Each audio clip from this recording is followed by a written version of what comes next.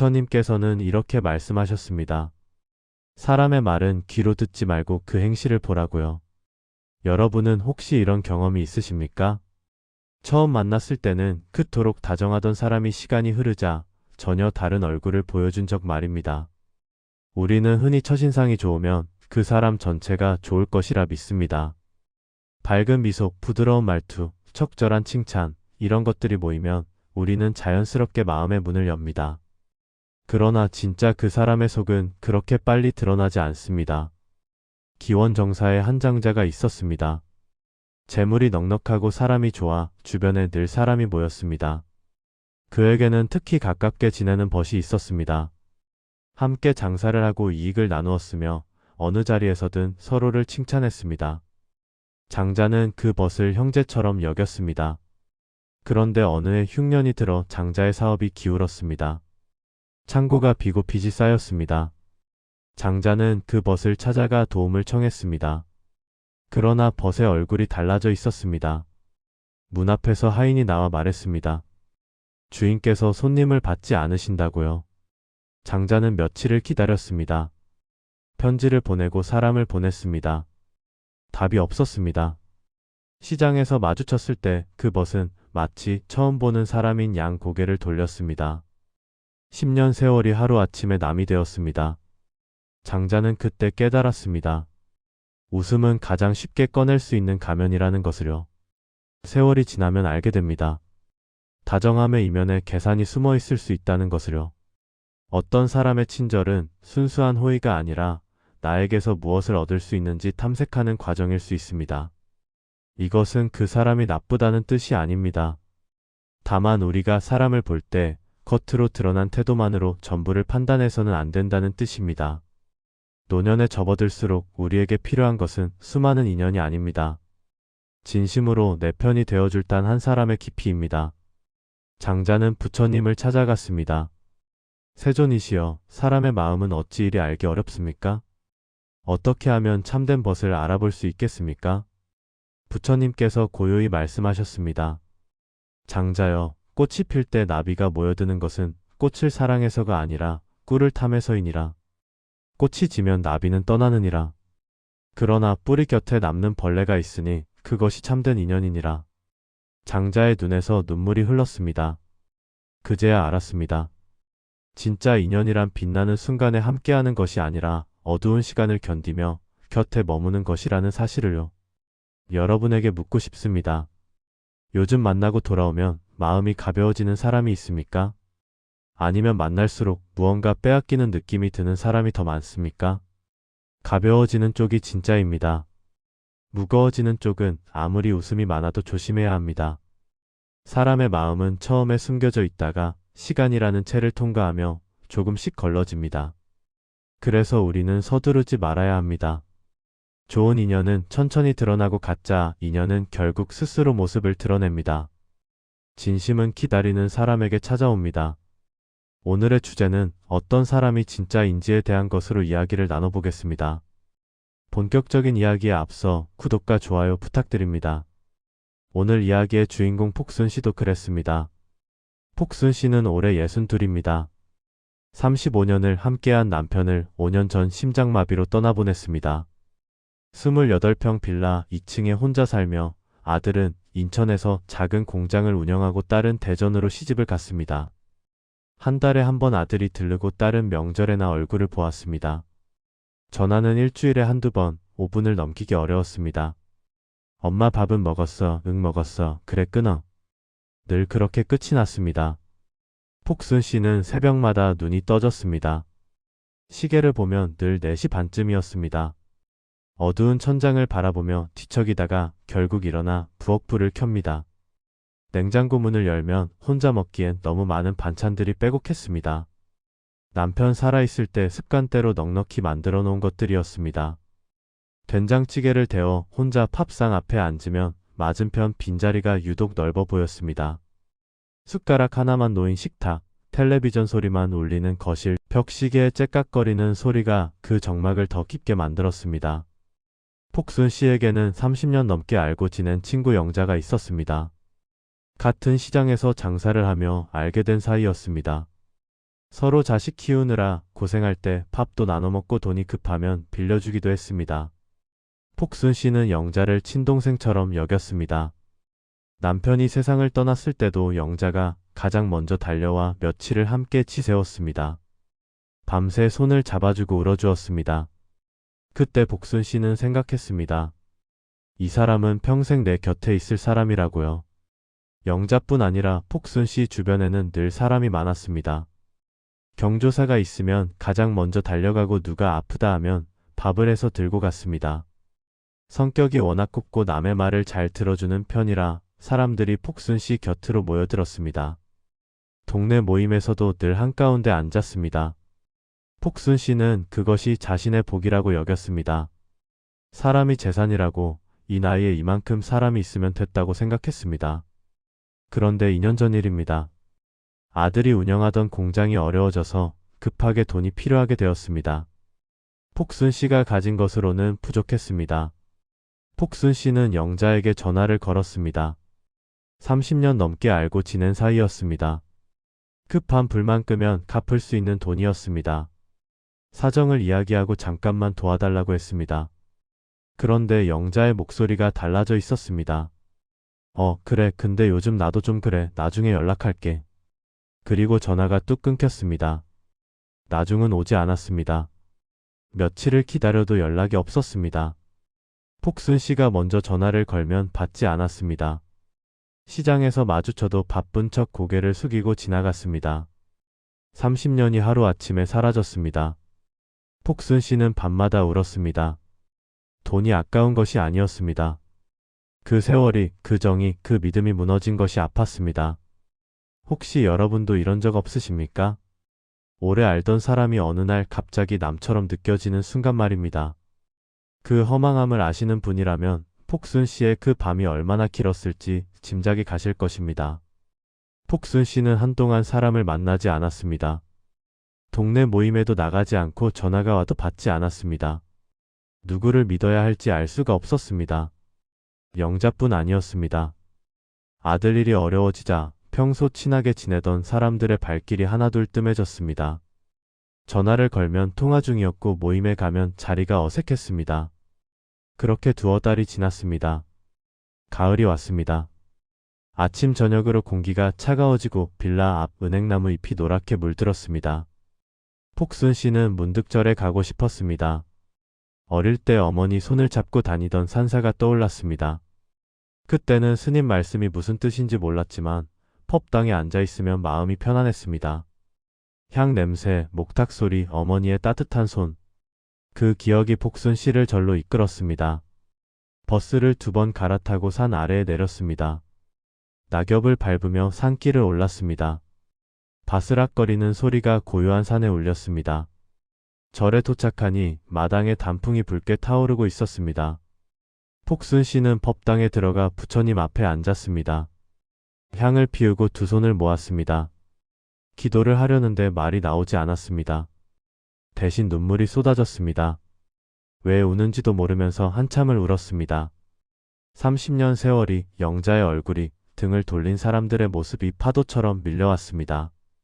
얼마나 지났을까? 누군가 옆에 앉는 기척이 느껴졌습니다. 고개를 드니 회색 승복을 입은 스님이 계셨습니다. 머리가 희끗하고 눈가에 주름이 깊었지만 눈빛이 맑았습니다.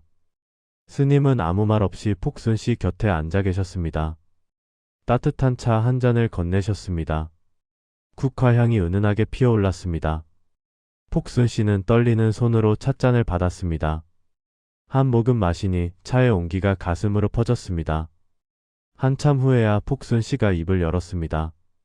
스님, 사람이 왜 이렇게 변합니까? 30년을 알고 지낸 사람이 하루아침에 남이 될 수 있습니까? 어떻게 해야 진짜 사람을 알아볼 수 있습니까? 스님이 고개를 끄덕이며 천천히 말씀하셨습니다. 보살님, 그 마음 참 아팠겠습니다. 사람을 믿었다가 무너지면 세상 전체가 무너지는 것 같지요. 그런데 부처님께서는 사람을 알아보는 방법을 말씀해 두셨습니다. 3가지 등불이 있습니다. 이 등불을 켜면 그 사람의 본심이 비춰집니다. 폭순 씨는 두 손으로 찻잔을 감싸쥐며 스님을 바라보았습니다. 3가지 등불이요. 그게 무엇입니까? 스님이 말씀하셨습니다. 보살님, 오늘 그 이야기를 해드리겠습니다. 부처님께서 기원정사에서 제자들에게 들려주신 말씀입니다. 잘 들어보십시오. 스님이 조용히 말씀을 이으셨습니다. 보살님, 첫 번째 등불은 이것입니다. 그 사람이 나에게 무엇을 원하는지 살펴보는 것입니다. 이것은 직접 묻는 것이 아니라 그 사람의 반응을 지켜보는 것입니다. 기원정사에서 있었던 일입니다. 부처님 곁에 한 상인이 찾아왔습니다. 그는 말솜씨가 좋고 웃음이 많았습니다. 부처님을 뵐 때마다 좋은 말을 늘어놓았습니다. 세존이시여, 말씀이 참으로 지혜로우십니다. 제가 얼마나 감탄하며 듣는지 모르십니다. 부처님께서는 고요히 그를 보셨습니다. 어느 날 그 상인이 다시 찾아왔습니다. 세존이시여, 실은 제가 큰 장사를 앞두고 있습니다. 부처님께서 축원을 해주시면 반드시 성공할 것 같습니다. 부처님께서 물으셨습니다. 그대는 나를 스승으로 여기는가, 복을 비는 도구로 여기는가? 상인의 얼굴이 굳었습니다. 부처님께서 말씀하셨습니다.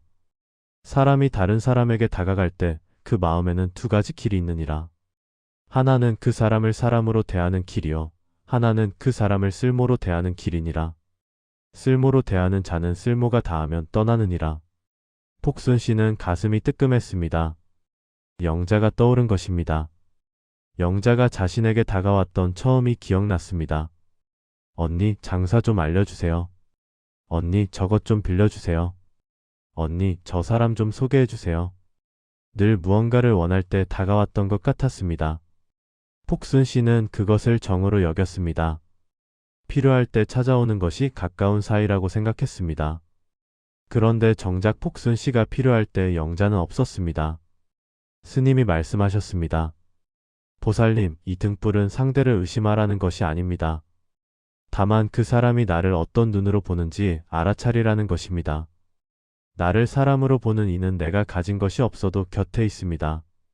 나를 쓸모로 보는 이는 내가 가진 것이 사라지면 함께 사라집니다. 폭순 씨는 고개를 끄덕였습니다. 지나간 일들이 새롭게 보이기 시작했습니다. 누가 사람을 보고 왔고 누가 쓸모를 보고 왔는지 조금씩 윤곽이 잡혔습니다. 스님이 덧붙이셨습니다. 이것을 알아보려면 한 가지만 기억하시면 됩니다. 내가 아무것도 가진 게 없다고 상상해 보십시오. 그래도 찾아올 사람이 누구인지 떠올려 보십시오. 폭순 씨는 눈을 감았습니다. 아무것도 없는 나. 돈도 없고 인맥도 없고 해줄 수 있는 것이 아무것도 없는 나. 그래도 찾아올 사람. 한참을 생각해도 얼굴이 떠오르지 않았습니다. 그것이 더 슬펐습니다. 스님이 두 번째 등불을 말씀하셨습니다. 보살님, 두 번째 등불은 내가 흔들릴 때 그 사람이 어디 있는지 살피는 것입니다. 잘 나갈 때 곁에 있는 사람은 많습니다. 그러나 넘어졌을 때 손을 내미는 사람은 드뭅니다. 부처님께서 제자들에게 말씀하신 적이 있습니다. 위난이 닥쳤을 때 버리지 않는 벗, 그가 참된 벗이니라. 기원정사에 아난다 존자가 있었습니다. 어느 날 아난다 존자가 부처님께 여쭈었습니다. 세존이시여, 좋은 벗을 갖는 것이 수행의 반이라고 할 수 있겠습니까? 부처님께서 답하셨습니다. 아난다여, 그렇지 않다. 좋은 벗을 갖는 것은 수행의 반이 아니라 수행의 전부이니라. 폭순 씨는 그 말씀이 가슴에 닿았습니다. 수행의 전부라니. 그만큼 함께하는 사람이 중요하다는 뜻이었습니다. 스님이 말을 이으셨습니다. 남편분이 돌아가셨을 때 누가 곁에 있었습니까? 폭순 씨는 대답했습니다. 영자가 제일 먼저 왔습니다. 며칠을 함께 있었습니다. 스님이 물으셨습니다. 그런데 보살님 아들이 어려워졌을 때는 어땠습니까? 폭순 씨는 입을 다물었습니다. 스님이 고개를 끄덕이셨습니다. 슬픔에는 함께해도 어려움에는 함께하지 않는 사람이 있습니다. 왜냐하면 슬픔은 나누어도 내 것을 잃지 않지만 어려움은 나누면 내 것을 내놓아야 하기 때문입니다.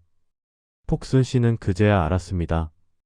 영자가 남편 상에 와서 울어준 것은 진심이었을 수 있습니다.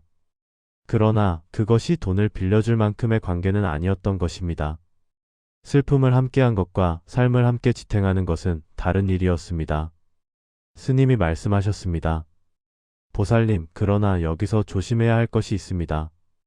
확인하려고 시험하지 마십시오. 이 사람이 진짜인지 가짜인지 알아내려고 일부러 어려운 척하거나 부탁을 해보거나 하면 안 됩니다. 왜냐하면 확인하려 할수록 내 마음이 더 그 사람에게 매달리게 되기 때문입니다. 알아차리되 머무르지 않는 것, 이것이 무주의 지혜입니다. 폭순 씨는 고개를 갸웃거렸습니다. 알아차리되 머무르지 않는다, 그게 무슨 뜻입니까? 스님이 웃으셨습니다. 물이 흘러가는 것을 보는 것과 물을 손으로 움켜쥐려는 것은 다릅니다. 보기만 하면 물은 그냥 지나갑니다. 그러나 쥐려고 하면 물은 손가락 사이로 빠져나가고 손만 젖습니다. 사람을 알아보는 것도 마찬가지입니다. 보기만 하십시오. 쥐려고 하지 마십시오. 시간이 지나면 그 사람이 스스로 모습을 드러냅니다. 폭순 씨는 그 말씀을 가슴에 새겼습니다. 영자를 붙잡으려 했던 자신의 마음이 떠올랐습니다. 왜 나를 피하느냐고, 내가 뭘 잘못했느냐고 매달리고 싶었던 마음이 있었습니다. 그것이 오히려 자신을 더 아프게 했던 것입니다. 스님이 세 번째 등불을 말씀하셨습니다. 보살님, 마지막 등불은 그 사람이 약한 자 앞에서 어떤 얼굴인지 살피는 것입니다. 이것은 묻는 것이 아니라 관찰하는 것입니다. 부처님께서 말씀하셨습니다. 사람의 본성은 힘 있는 자 앞에서가 아니라 힘 없는 자 앞에서 드러나느니라. 기원정사에 한 부자가 있었습니다. 그는 부처님 앞에서 늘 공손했습니다. 보시도 많이 했고 말도 겸손했습니다. 그러나 하인을 대하는 모습은 달랐습니다. 조금만 실수해도 호통을 쳤고 밥을 굶기기도 했습니다. 어느 날 부처님께서 그 부자에게 물으셨습니다. 그대는 나에게 공경하지만 그대 집의 하인에게도 그러한가? 부자가 머뭇거렸습니다. 세존이시여, 하인은 하인일 뿐입니다. 부처님께서 말씀하셨습니다. 그대가 나에게 보이는 공경은 처세요. 그대가 하인에게 보이는 태도가 그대의 진짜 마음이니라. 나에게 이기 없는 사람에게 어떻게 대하느냐가 그 사람의 품성이니라. 폭순 씨는 가만히 생각해 보았습니다. 영자가 식당에서 직원에게 하던 말투가 떠올랐습니다. 여기 물 좀 빨리요. 왜 이렇게 느려요? 짜증 섞인 목소리로 반말을 했습니다. 폭순 씨는 그때 불편했지만 넘겼습니다. 원래 성격이 급한 사람이니까 그런 거겠지 하고 생각했습니다. 그런데 지금 돌아보니 그것이 영자의 진짜 모습이었습니다. 힘 있는 사람 앞에서는 웃고 힘없는 사람 앞에서는 함부로 했습니다. 스님이 말씀하셨습니다. 보살님, 이 세상에 고정된 것은 없습니다. 금강경에서 부처님께서는 모든 것에 고정된 본질이 없다고 하셨습니다. 겉으로 쓴 가면은 언젠가 벗겨지게 되어 있습니다. 사람을 볼 때는 그 사람이 나를 어떻게 대하는지보다 제3자를 어떻게 대하는지를 보십시오. 식당 직원, 경비원, 청소하시는 분, 택시기사, 배달하시는 분을 대하는 말투 하나가 그 사람의 진짜 습관을 보여줍니다. 폭순 씨는 한숨을 쉬었습니다. 스님, 저는 왜 그걸 못 봤을까요? 30년을 알고 지내면서 왜 몰랐을까요? 스님이 따뜻하게 웃으셨습니다. 보살님, 보지 못한 것이 아니라 보고 싶지 않았던 것입니다. 우리는 좋아하는 사람의 단점은 눈을 감고 싶어 합니다. 그것이 인지상정입니다. 자신을 탓하지 마십시오. 이제 보게 되었으니 된 것입니다. 폭순 씨의 눈에서 눈물이 흘렀습니다. 그것은 영자를 원망하는 눈물이 아니었습니다. 자신을 용서하는 눈물이었습니다. 스님이 말씀을 마무리하셨습니다. 보살님, 이 세 가지 등불은 사람을 잘라내라는 칼이 아닙니다. 내 마음과 시간과 체력을 어디에 쓸지 비추어 보는 거울입니다. 노년의 자원은 넉넉하지 않습니다. 젊었을 때는 사람이 많아도 감당할 수 있었습니다. 그러나 지금은 다릅니다. 만남 하나에도 기운이 들고 감정 하나에도 며칠을 앓습니다. 그러니 관계는 많이가 아니라 깊이로 채펴내야 합니다. 폭순 씨가 물었습니다. 스님, 그러면 영자 같은 사람은 끊어야 합니까? 스님이 고개를 저으셨습니다. 끊는 것이 아닙니다. 자리를 옮기는 것입니다. 가까이 두었던 자리에서 조금 멀리 옮기는 것입니다. 미워하거나 원망하지 않아도 됩니다. 다만 내 마음을 소모하는 곳에서 한 발 물러나는 것입니다. 부처님께서 말씀하셨습니다. 모든 것은 변하느니라. 무상한 세상에서 모든 인연을 다 붙잡으려 하면 손에 쥔 모래처럼 더 빠져나가느니라. 폭순 씨는 그 말씀을 곱씹었습니다. 모래처럼 빠져나간다. 맞는 말이었습니다. 영자를 붙잡으려 할수록 더 멀어졌고 그 과정에서 자신만 상처받았습니다. 스님이 말씀하셨습니다. 자비는 다 받아주는 것이 아닙니다. 서로를 다치게 하지 않는 거리를 지키는 것이 자비입니다. 중도란 차갑게 끊는 것도 아니고 무조건 참는 것도 아닙니다. 현실은 있는 그대로 보되 거기에 마음을 붙들어 매지 않는 것이 중도입니다. 영자가 그런 사람이라는 것을 인정하십시오. 그리고 그 자리에서 조용히 한 발 물러나십시오. 미워할 필요도 없고 용서를 구할 필요도 없습니다. 그냥 거리를 두는 것입니다. 폭순 씨는 마음이 조금 가벼워지는 것을 느꼈습니다. 끊어야 한다고 생각하면 무거웠습니다. 30년을 어떻게 끊느냐고요. 그런데 자리를 옮긴다고 생각하니 숨이 트였습니다. 미워하지 않아도 되고 다시 가까워지려고 애쓰지 않아도 되는 것입니다. 그냥 조금 먼 곳에 두면 되는 것입니다. 스님이 덧붙이셨습니다. 그리고 빈자리에는 진짜 사람을 들이십시오. 새 등불에 비추어 보아 따뜻한 사람, 함께 있으면 기운이 차오르는 사람, 그런 사람 한두 명이면 충분합니다. 많을 필요 없습니다. 진심 하나가 거짓 열보다 낫습니다. 폭순 씨는 고개를 끄덕였습니다. 펍당 밖으로 저녁 햇살이 들어오고 있었습니다. 단풍잎 사이로 빛이 부서지며 마룻바닥에 붉은 무늬를 만들었습니다. 폭순 씨는 그 빛을 바라보았습니다. 마음 한구석에 매듭져 있던 것이 조금씩 풀리는 것 같았습니다. 그날 이후로 폭순 씨의 삶이 조금씩 달라졌습니다. 영자에게 더 이상 전화하지 않았습니다. 미워해서가 아니었습니다. 그냥 그 자리에서 물러난 것입니다. 시장에서 마주치면 가볍게 고개를 숙이고 지나갔습니다. 예전처럼 붙잡고 왜 그러느냐고 묻지 않았습니다. 신기하게도 마음이 편해졌습니다. 동네 모임도 줄였습니다. 10명이 모이는 자리 대신 서너 명이 조용히 만나는 자리를 택했습니다. 그러다 보니 정말 마음이 맞는 사람이 누구인지 보이기 시작했습니다. 같은 빌라에 사는 춘자 씨가 있었습니다. 평소에 말이 없어서 별로 친하지 않았습니다. 그런데 어느 날 폭순 씨가 감기로 알아누웠을 때 춘자 씨가 죽을 끓여왔습니다. 아무 말 없이 문 앞에 놓고 갔습니다. 나중에 고맙다고 하니까 춘자 씨가 말했습니다. 뭐려 저도 혼자 아플 때 서러웠거든요. 그 한마디에 폭순 씨는 울컥했습니다. 화려한 말 한마디 없었지만 진심이 느껴졌습니다. 여러분, 챕터에서 드린 질문을 기억하십니까? 만나고 돌아오면 마음이 가벼워지는 사람이 있느냐고 여쭈었습니다. 폭순 씨는 이제 그 답을 알게 되었습니다. 춘자 씨를 만나고 오면 마음이 가벼웠습니다. 말이 많지 않아도 함께 있으면 편안했습니다. 그것이 진짜였습니다. 오늘 말씀을 정리해 드립니다. 사람을 볼 때 세 가지를 살피십시오. 그 사람이 나에게 무엇을 원하는지, 내가 어려울 때 어디 있는지, 약한 사람 앞에서 어떤 얼굴인지. 그리고 마음을 소모하는 관계에는 조용히 거리를 두십시오. 끊는 것이 아니라 자리를 옮기는 것입니다. 미워하지 않아도 됩니다. 그냥 한 발 물러나면 됩니다. 빈자리에는 진짜 사람을 들이십시오. 많을 필요 없습니다. 진심한 사람이 거짓 10사람보다 낫습니다. 오늘 밤 잠자리에 들기 전에 한번 생각해 보십시오. 나를 사람으로 보는 사람이 누구인지, 내가 넘어져도 손 내밀 사람이 누구인지, 내가 약해져도 함부로 하지 않을 사람이 누구인지. 그 사람이 떠오르시면 내일 전화 한 통 해보십시오. 고맙다고 그냥 목소리 듣고 싶었다고요. 그것이 인연을 가꾸는 일입니다. 여러분의 남은 날들의 진심 어린 인연만 함께 하시기를 부처님께 빕니다.